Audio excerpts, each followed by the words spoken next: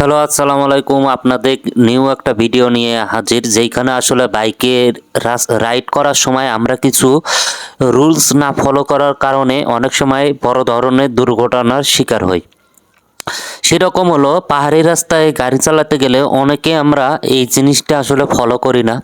যেমন এই রাস্তা দেখবেন মাঝখানে একটা র্যাক দেওয়া আছে, মানে যেহেতু সিঙ্গেল রাস্তা, তাহলে ওরকম করে মাঝখানে কোনো আইল্যান্ড নাই, কিন্তু একটা সাদা দাগ দেওয়া আছে।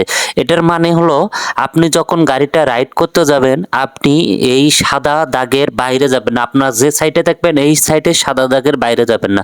যদি আপনি চলে যান, যেমন এইখানে ইউটার্ন নিতে দেখেন সিএনজিটা এই সাইড দিয়ে চলে আসলো, আমি যদি জোরে গাড়ি টান দিয়ে বা ইউটার্ন করতে যাই, তখন কিন্তু আমি গাড়ি নিয়ন্ত্রণ করতে পারবো না। তখন আমি ওই বড় করে রিউটার্ন নিতে গেলে তখন আমি সাদা দাগের বাইরে যাব। এতেই অপর সাইড থেকে যখন গাড়িটা আসে, গাড়িটা আসার কারণে কারণ ওই সাইড থেকে আর কিছু দেখা যায় না। দেখেন এখানে কিন্তু একসাথে দুটো ইউটার্ন, এই দুটো ইউটার্ন যদি আমি ওইভাবে নিতে যাই, ওই সাইড থেকে যদি আমার একটা গাড়ি আসতো, তাহলে আমি ওভাবে ফলো করতে পারতাম না এবং এই দুর্ঘটনার শিকার হব। এজন্য আমরা যারা বাইক রাইড করি, আমরা সব সময় এই এটা রুলসটা ফলো করব, যাতে আমরা কখনো ওই দাগ, আমার যে সাইড আছে সাইডের বাইরে না যেতে। কারণ আমি যদি আমার সাইডে থাকি, তাহলে ওর সাইড দিয়েও নিশ্চিতভাবে ওভারটেকিং করবে। কারণ এই জন্যই এই দুর্ঘটনার শিকার থেকে আমরা অনেকটাই মুক্ত পাবো।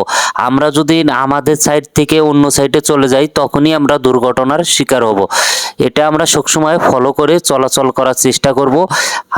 আর যাতে পাহাড়ি রাস্তায় গাড়িগুলো আসলে আমরা একটু ধীর গতিতেই চালানোর চেষ্টা করব। কারণ ওরকম করে যদি যে পরিমাণ ইউটার্ন থাকে, আমরা ওভার টেকিং যখন ফুল স্পিডে করতে যাব, তখন আমরা আসলে নিয়ন্ত্রণ হারিয়ে ফেলাই। কারণ ওই নিয়ন্ত্রণ হারানোর কারণেই আমরা হয়তোবা লাইনের বাইরে চলে যাই, নাতে ওই ইউটার্ন নিতে যায় আমরা যে কোনো এক সাইডে পড়ে যাই। এই জন্য আমরা এটা খুব সতর্কর সহিত দেখবো এবং সতর্কভাবে চলাচল করার চেষ্টা করব। আর আমরা যেহেতু দূরে যারা টোর দেই, ভাই আপনার 2-4 মিনিট ওটা ব্যাপার না, আপনি ফাঁকা রাস্তা অনেক পাবেন, অনেকভাবে টানাটানি করতে পারবেন। কিন্তু আপনি এই জিনিসটা যদি না ফলো করেন, তাহলে একটা বড় ধরনের দুর্ঘটনার শিকার হতে পারেন।